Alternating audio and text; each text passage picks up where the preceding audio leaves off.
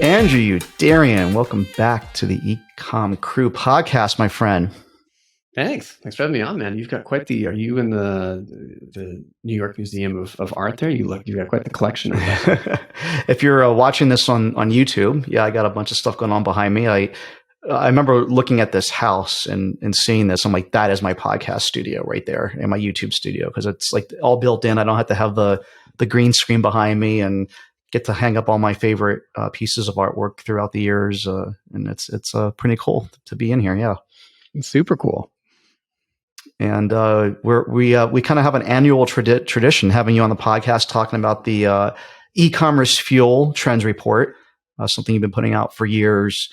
I always like to start by telling people what a great lesson in SEO this is. Someone that has an SEO background for 15 years, when you can put out research data and reports that become the de facto trend or the market leader in the space and get talked about by all of your peers, it naturally gets links and gets press and gets attention. And I imagine that every year, as you're looking through Ahrefs or whatever SEO tool you look at, this gets a tremendous amount of attention from that perspective and really helps you rank for other e-commerce terms. And I often use this as a great example without you being on camera or being on the podcast. And I highly encourage people to go check out this report. What's the best way for them to go find it, Andrew? What's the URL that you kind of give out for this? Yeah, the best way to do is just go to eCommerceFuel.com. And then there's a little content tab at the top. You can go to Trends Report, or you can do eCommerceFuel.com/eCommerce-trends, trends with an S, and that'll get you there. So yeah. And like I said, I mean, like whatever angle you're looking at this from, whether it's you're looking to do SEO for your own website or content property, great way to copy the idea, the concept, and use it for whatever space you're in. For tactical, we put together this the top 10 states to be prepared in or whatever. And there's all kinds of cool like industry type reports you can do.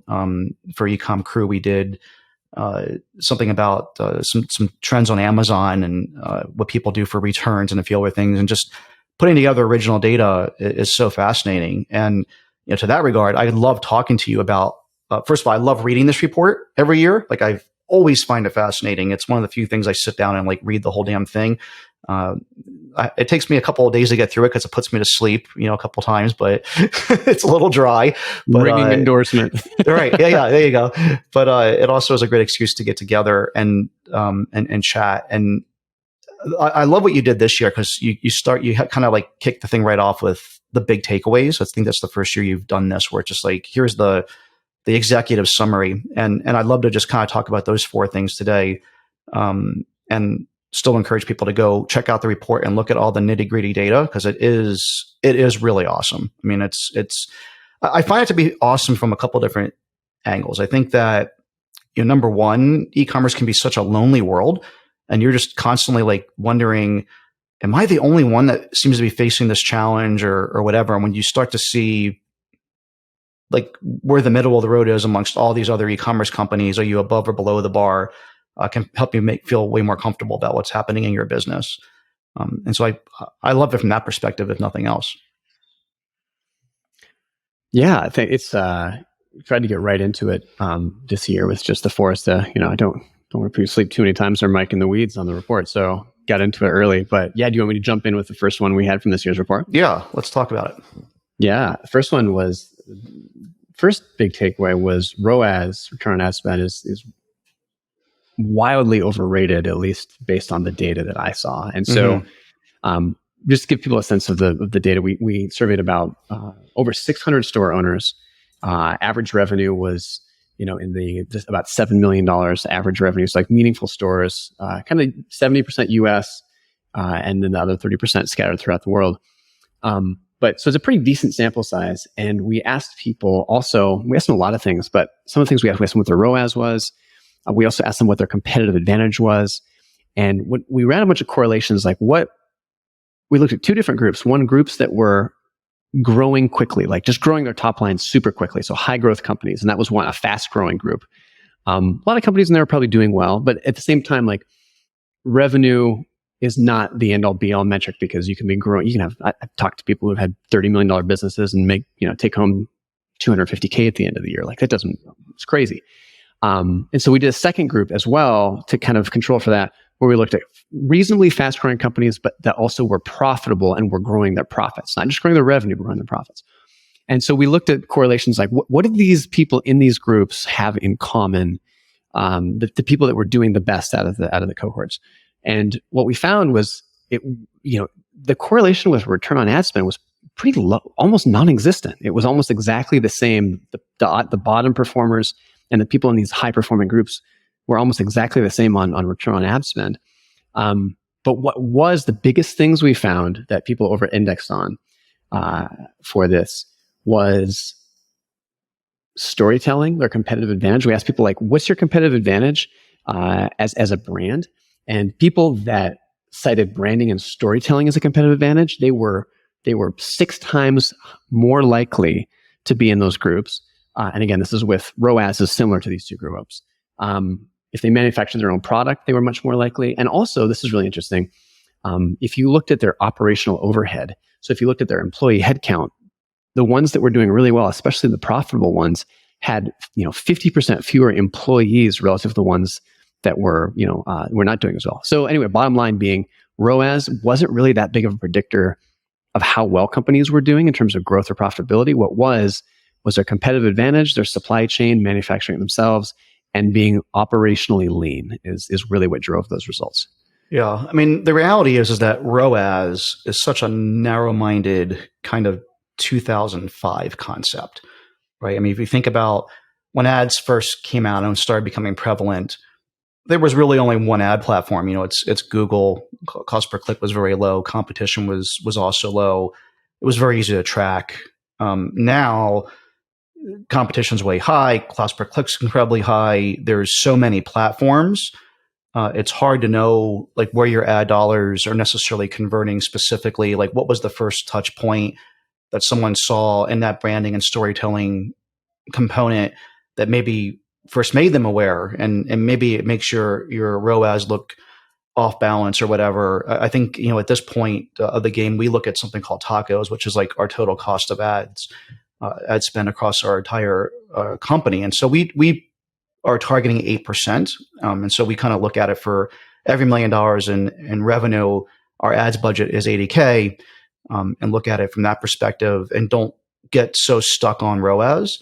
And I agree. I mean, brands, like when I think back to when we had Color It, where we're doing storytelling, brand building, and those types of things, it seems like it becomes way easier with ads, and those types of companies do incredibly well.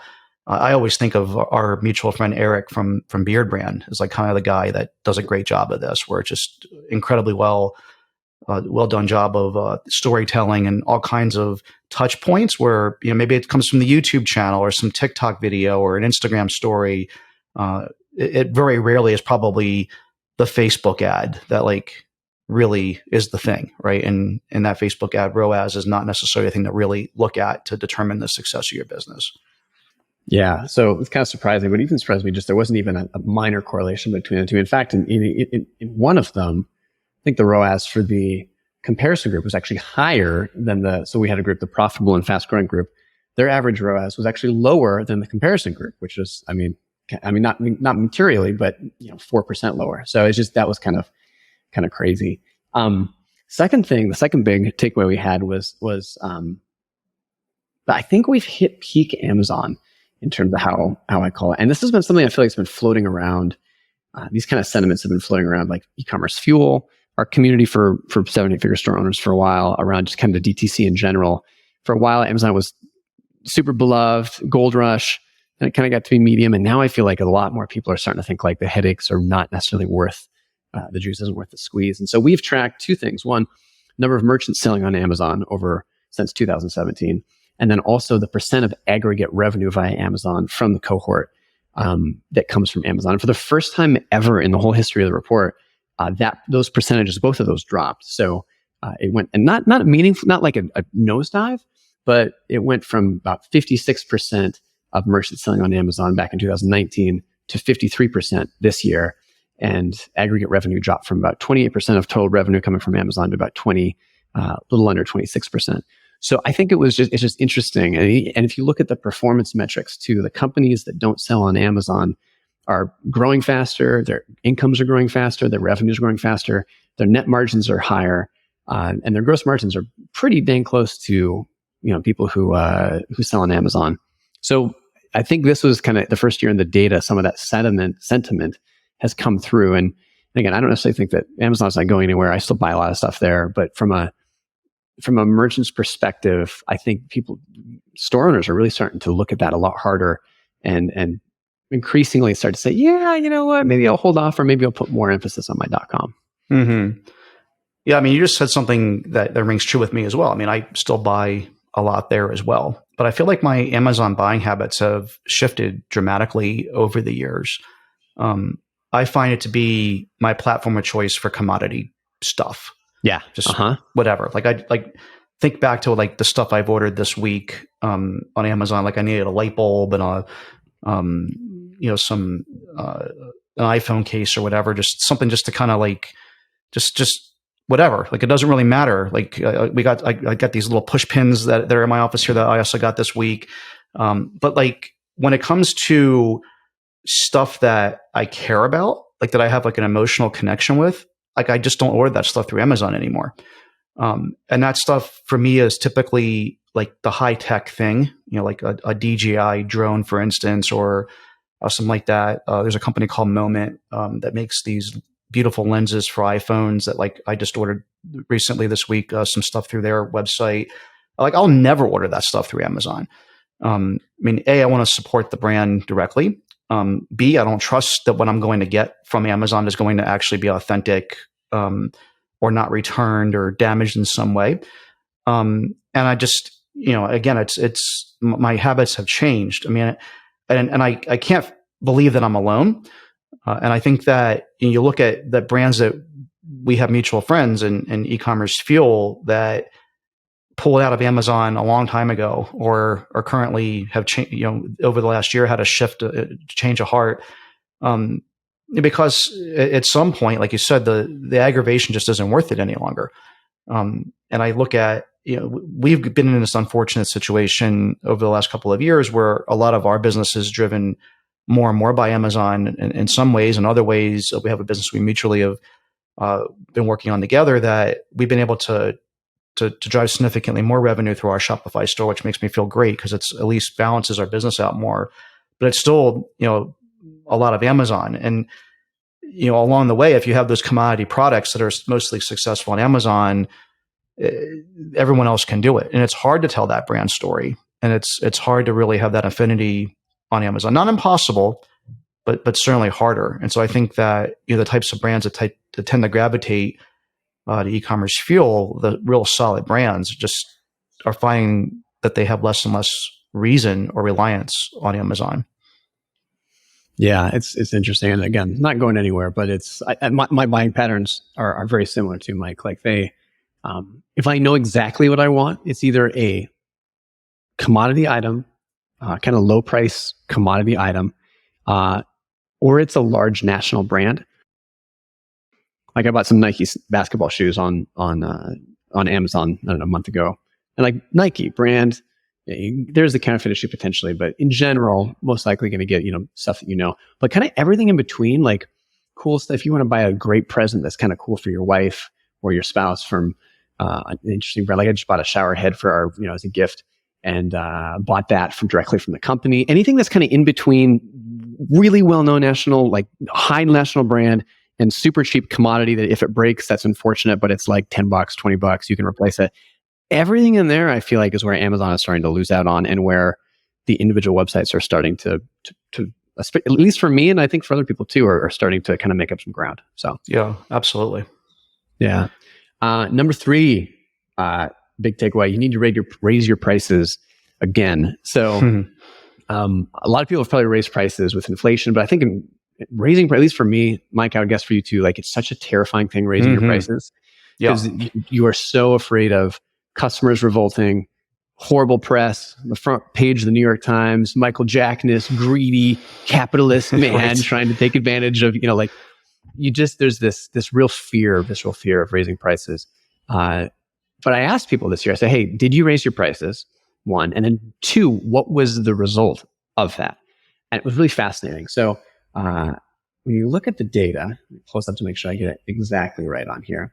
When you look at the data, so what was the impact of your price increase? So of the people that raised their prices, there was 62% reported no change in their revenue, which means, they're definitely the number of orders went down, but the increase in price kind of offset that. So to me, that's a win because you have the same revenue, you have fewer orders, but you have a higher gross margin, which makes everything else easier. So that's a win.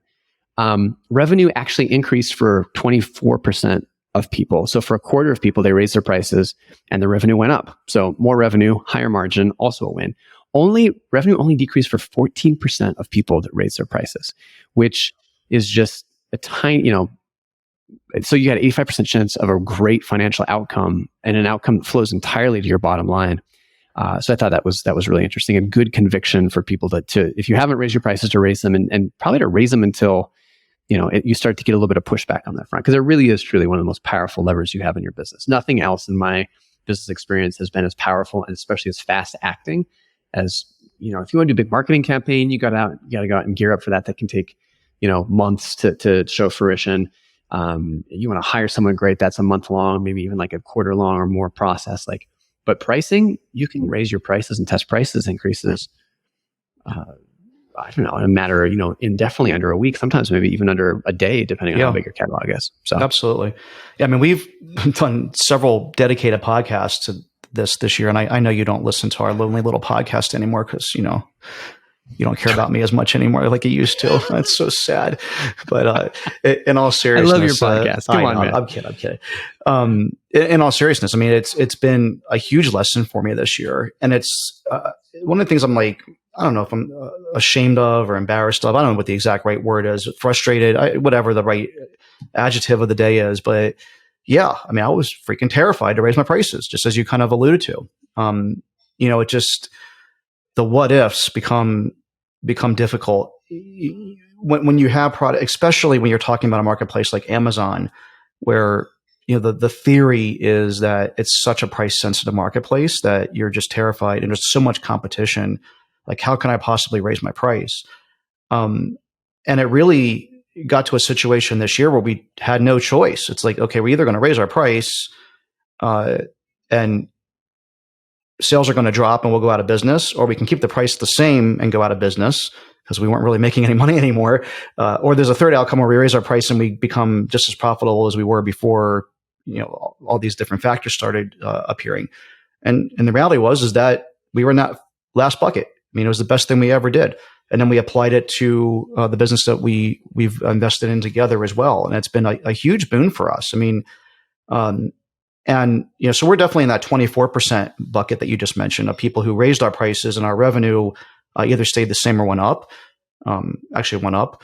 And even in the fringe case of I think you said 14% of people raised their prices and their revenue went down. It does not mean that their net profit went down.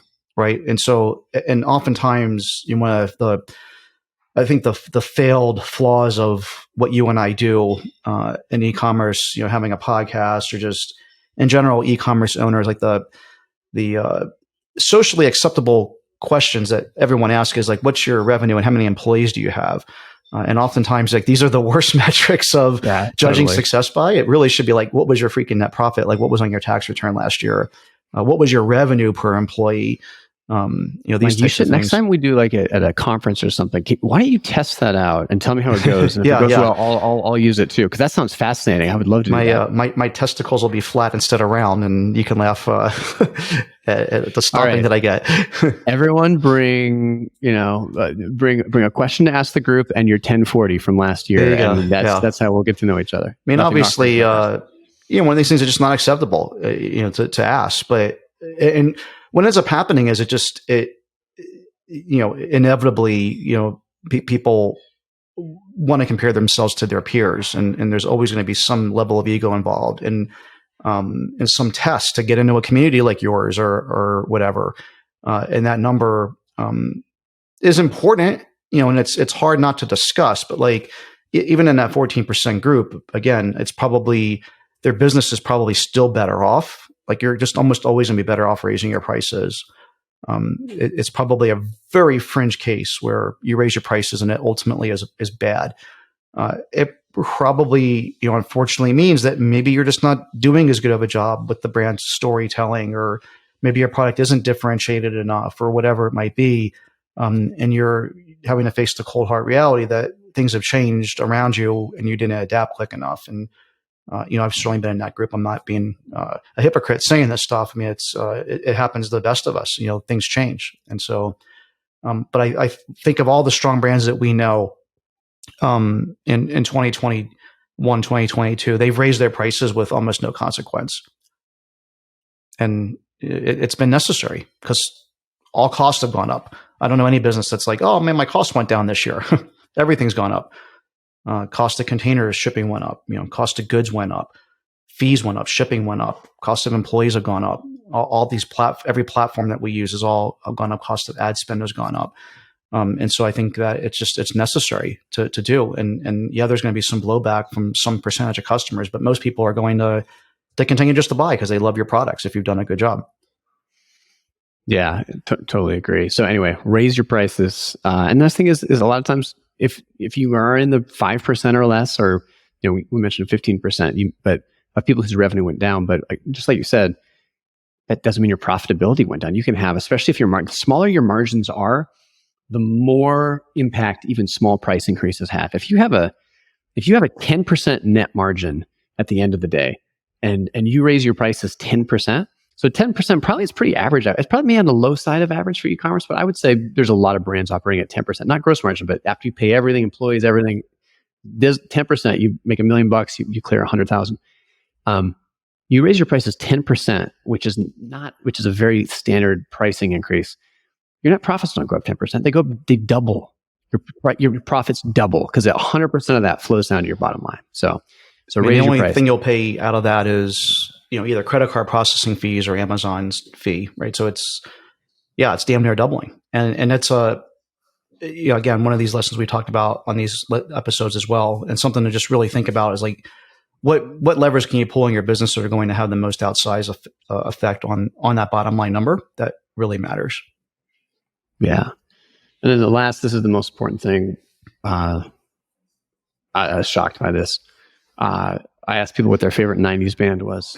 And the results were kind of heavy on my heart a little bit. I thought for sure Collective Soul would come in. They're a perennial favorite for me growing up being a child of the 90s. I saw Collective Soul in concert.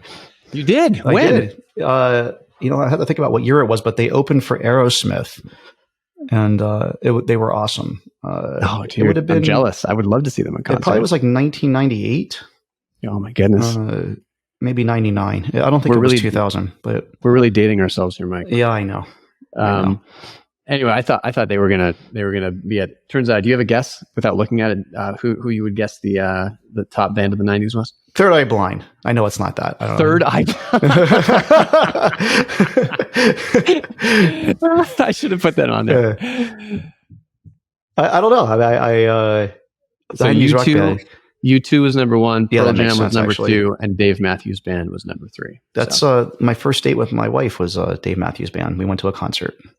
Oh, first date you went? Yeah. Man, that's risky. Like if you're a crazy serial killer, a super creepy guy, she's got to like dance with you for all night. That was a leap of faith, Michelle. I know, it's crazy. But she knew me already. It wasn't like we met at work. So okay, we knew each other for quite a while before we went off and did that. So yeah, not like a first blind date. It was not a blind date. That would have been bold move. I mean, anybody that I went on a blind date with never recovered. So, and then the last real thing that was obviously, but I did ask that question actually in the survey. I was like, U2 makes a lot of sense. I would love to go see them in concert. I had an opportunity to go see them, and I had to go out of town the weekend that I had a chance to go see them, and I really regret it. Yeah, U2 would have been. I've seen very few big bands live, but U2's kind of transcended about 4 decades. I know, it's amazing. It really is just absolutely amazing what they've been able to accomplish. Yeah, I'm always, man. I wish somebody had a blog or a brand or people are known for different things, of course. If someone out there was an expert on reinventing yourself, because I think about like brands like they are brands like U2 or musicians. Think about John Mayer, for example. He started out as like, kind of heartthrob boy in the 90s, early 2000s. Now he's like touring with Grateful Dead. And he's been able to, Taylor Swift as well. Like, these are all very well-known names.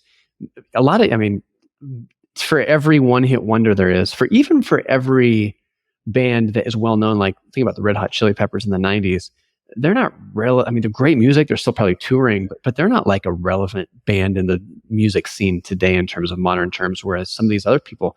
Anyway, I think it would be, anyone out there wants to spend 3 years of their life and write a book / do a podcast series about how you reinvent yourself to stay relevant, as you kind of progress throughout your career. I think that would be fascinating. I think it's a fascinating topic. The one that comes to mind as we're talking about this, and specifically in this genre of rock or music, is Beyonce.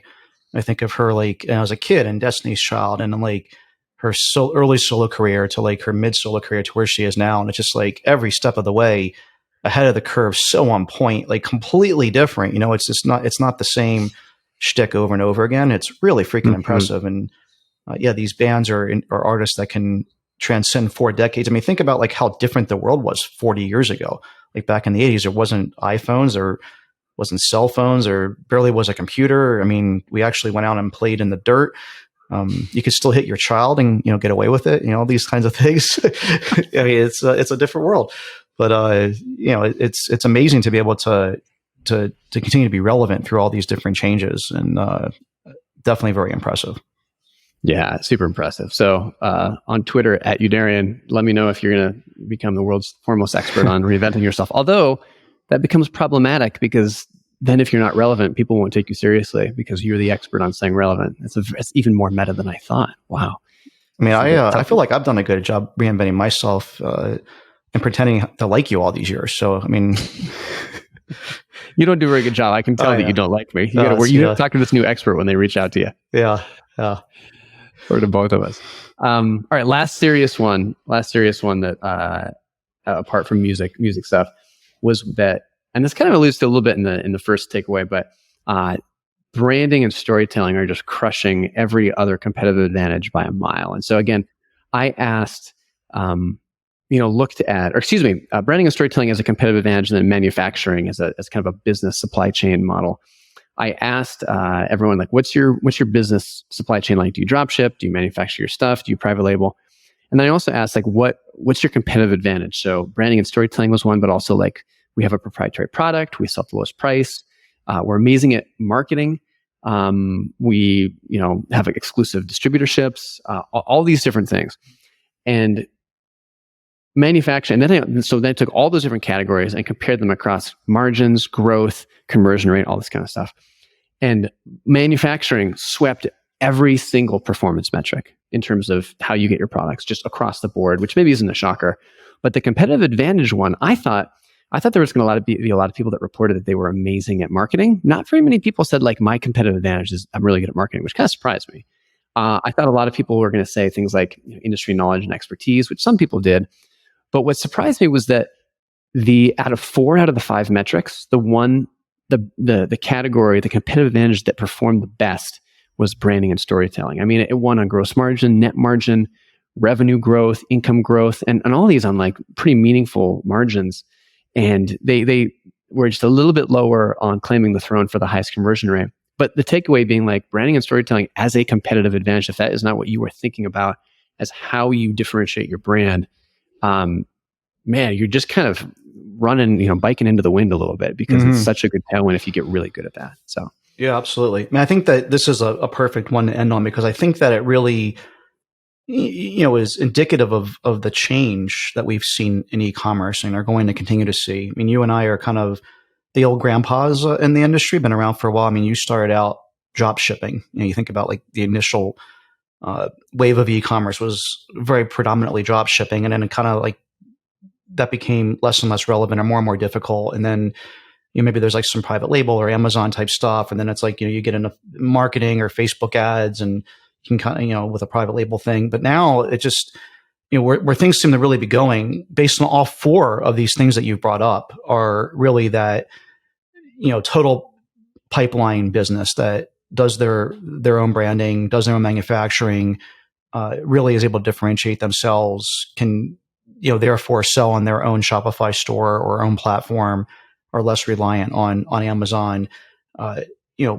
They have people that are advertising for them, the old word of mouth advertising, and people are just become brand loyalists and evangelists for the brand. And, I think that that's where things are going. And it's the micro brands like have such open space moving forward, because it seems like more and more consumers are heading towards that. They want to support smaller businesses and smaller brands, or brands that have a story or do something different, versus the Fortune 500 behemoths that are out there.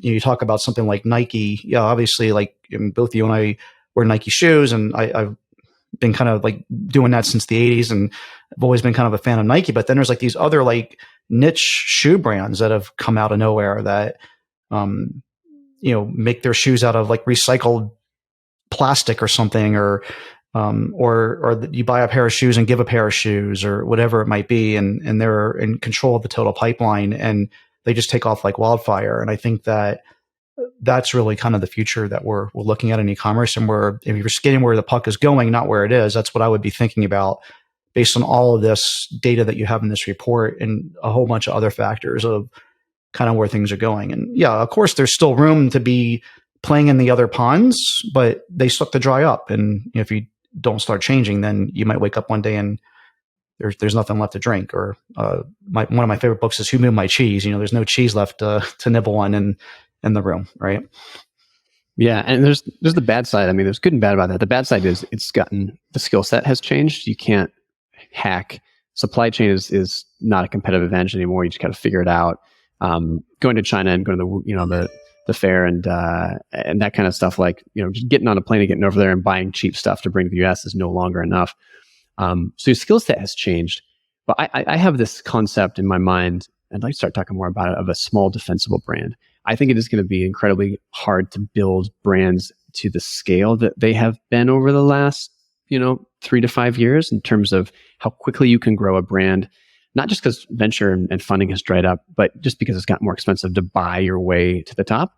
So I think that's got much harder. I think the thing that's nice though is the brands that do well in that kind of vacuum, like we talked about, you're above commodity on Amazon, you're below big national brand. A lot of those are kind of small, scrappy brands. They're infused with the personality of the founder. A lot of times they're different, unique products. They've got some character. They've got some, they're interesting. They're different. They're usually more of a premium product, not always, but often. And those kind of brands, especially if you're doing it the old fashioned way, they take longer to build. They're not going to be as big. They appeal to a more niche audience. But if you can successfully build one of those and you've got the time frame to do it, which is probably a 3 to 5 year time frame, you're left with this asset all of a sudden that's way more valuable because people care about it. It's embedded in the community. You've built it unearned reputation. It's a much more valuable, defensible asset that you have. And so I think we're going to see if that's the kind of business you're in and committed to and willing to invest in, needs a new skill set potentially, or maybe some more. I think it's super cool. And as a consumer and as someone who gets to at eCommerceFuel interact with all these really fun, interesting, different brands, I think it's awesome because it'll be harder for that on some fronts, but we also are going to have this maybe potential golden age of really cool brands that that could be around for a while. So. Mm-hmm. Yeah, absolutely. It's funny as you were describing, the future of e-commerce and the type of brand that people should be thinking about, and the approach to go about doing that. I mean, realistically, you've done that exact same thing on the community side with eCommerceFuel, right? I mean, it's the long game. You really were inserted in the very beginning, thinking longer term, building a quality product, and it's really known as like the best e-commerce community on the planet for a reason. And I mean, it's pretty amazing what you've been able to build there. And you end up digging such a huge moat because, it's very difficult to ever come by and compete with that. Cause everyone's so ingrained with that brand, and the people, you interact with each other on such a personal level. Obviously it's not a physical product, but very similar concept. And I think you've just done an amazing job. And we're always promoting eCommerceFuel for people out there that aren't familiar with it. Maybe just take a minute to talk about the community and who might be appropriate to join over there. Yeah, thanks, Mike. Appreciate it, man. And the kind words. So eCommerce Fuel, it's a community for experienced 7 and 8-figure store owners. So we, kind of our thesis is that we try to collect people that are in the trenches, that are building brands, that are owners, to give them a very high concentration, high quality place to chat with other owners about what's going on in their businesses, to share what's working, and also to learn, how to solve problems, counter things, and tackle things that are coming up. And so our requirements for joining are you have to be an owner, owner of a brand that's doing at least 7 or 8 figures in sales. And we also require that the vast majority of those sales come from your .com, not from Amazon. So if you're doing $1 million on Amazon, probably not a good fit. If you're doing, maybe 5 million and up on Amazon, that's something that would work. But most of our brands are focused on the DTC on their own .com side. So yeah, it's a great community. So we've got about 1,000+ members, have events throughout the year. And it's a cool group. I mean, you've been in it for a long time. You've been like one of the original members, and been phenomenal having you. And you've contributed a ton to that community. So thank you, Mike. And yeah, if you're interested, just eCommerceFuel.com is the best place to learn more about it and apply and check it out. So, and also do a podcast once a week. Just eCommerce Fuel podcast. So it's fun to geek out about e-commerce, interview owners. Very similar to kind of like what you do. But yeah, that's kind of the gig for e-commerce. So eCommerce Fuel. And I think, if you're out there listening to this and haven't joined some type of community like this, just can't stress how important it is. I mean, I'm very much out of the online community part of it these days. I mean, to me, it's all about the relationships and people that I've met and continue to meet through the community in person. A great example of this is in real time as we're recording this, our masterminds getting together that you originally helped us get in touch with. We've been together for 5 years now. I'm hosting in Vegas this time, so it's my turn up to play host. But we're able to talk about things, have these relationships and conversations, deep conversations with people about business problems and personal problems that you just don't get otherwise in your life. It's almost like therapy in some ways, but also a rising tide raises all ships, and we've been able to be along for the ride for the good and bad for each other. And man, I just don't know what the hell I would do without that. I mean, being an entrepreneur, being in business is a lot of fun, and I wouldn't trade it for the world, but also it's very stressful and provides a lot of challenges that are very unique to entrepreneurship. And so highly encourage it. Go over to eCommerceFuel.com, use the coupon code EcomCrew to get 90% off your first 4 years. I'm not sure if that's still valid or not, but I'm stealing that one. That's good, man. That's super good. Anyway, Andrew, I really appreciate it, man. Thanks for coming on. Yeah, thanks so much for having me, Mike. Always fun chatting with you, man. Be good.